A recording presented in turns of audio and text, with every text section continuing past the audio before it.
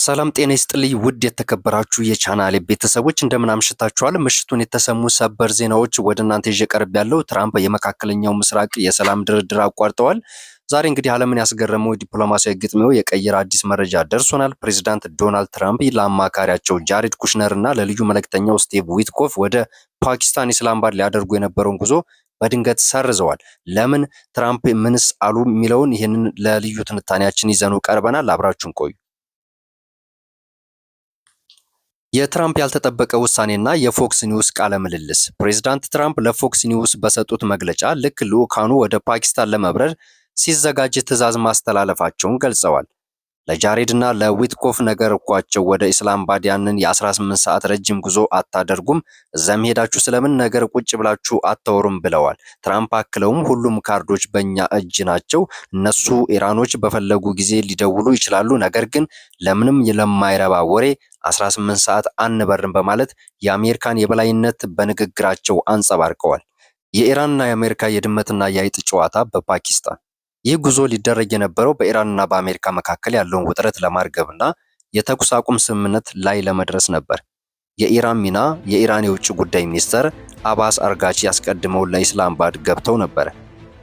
ነገር ግን የአሜሪካ አቋም ትራምፕ ግን ኢራንን በባህር ሰርጥ ላይ የምታደርገውን እንቅስቃሴና የንግድ ከበባ ተከትሎ ድርድሩ የጊዜ ማባከን ነው የሚል ድምዳሜ ላይ ደርሰዋል። እነኚህን ዜናዎች በትንታኔ ስንመለከት ለምን ትራምፕ በሰዓቱ ላይ አተኮሩ? የጂኦሎጂካል ክብር ጥያቄ። ለምን ትራምፕ በሰዓቱ ላይ አተኮሩ? የሎጂስቲክስ የክብር ጥያቄ።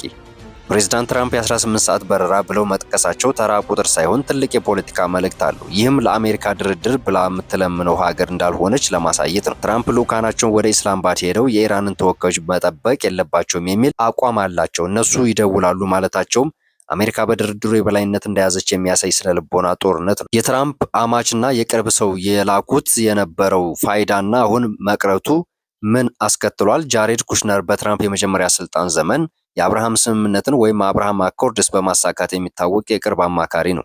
እሱም መላክ ማለት ትራምፕ ለጉዳዩ ትልቅ ትኩረት ሰጥተውት ነበር ማለት ነው። ኩሽነር ከጉዞ መሰረዙ ትራምፕ በዲፕሎማሲያዊ መንገድ ውጤት ይመጣል ብለው ተስፋ መቁረጣቸው ወይም ደግሞ ኢራን ላይ ጫና ለመፍጠር ሌላ ስሌት ወይም ለምሳሌ ወታደራዊ ወይም ኢኮኖሚያዊ ከበባ መምረጣቸውን የሚያሳይ ሆኖ ተገኝቷል።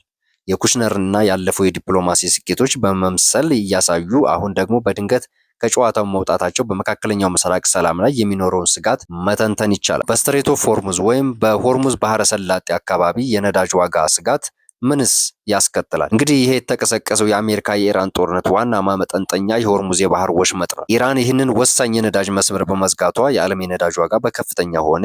የሆርሙዝ ወሽመጥ መዘጋቱ የአሜሪካና የኢራን ጦርነት ዋና ማጠንጠኛ የሆርሙዝ የባህር ወሽመጥ ነው።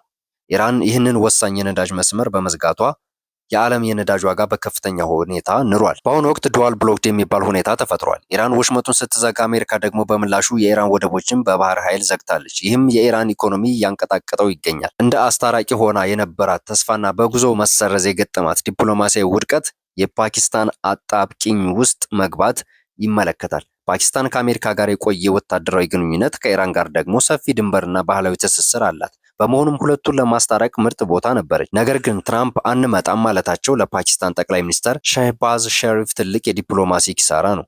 ኢስላማባድ ለዚህ ስብሰባ ከፍተኛ ዝግጅትና ጥበቃ አድርጋለች። ጉዳዩን ስናጠቃልለው የወደፊት እጣ ፈንታው ምን ይመስላል? ትራምፕ ካርዱ በእጃችን ነው ማለታቸው ኢራን ተንበርክካ እስካልመጣች ድረስ ድርድሩ እንደማይኖር ፍንጭ የሰጡት ይህ እርምጃ በመካከለኛው ምስራቅ ያለውን ጦርነት ያባብሰዋል ወይስ ኢራንን ወደ ጠረጴዛ ያስገድዳታል? እናንተስ ምን ታስባላችሁ?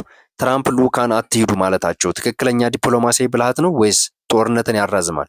አስተያየታችሁን በኮሜንት ላይ አስፍሩልኝ። ለተጨማሪ ሰበር መረጃዎች ቻናላችንን ሰብስክራይብ በማድረግ የደውል ምልክቷን ይጫኑ። አብራችሁን ስለቆያችሁ እናመሰግናለን። መልካም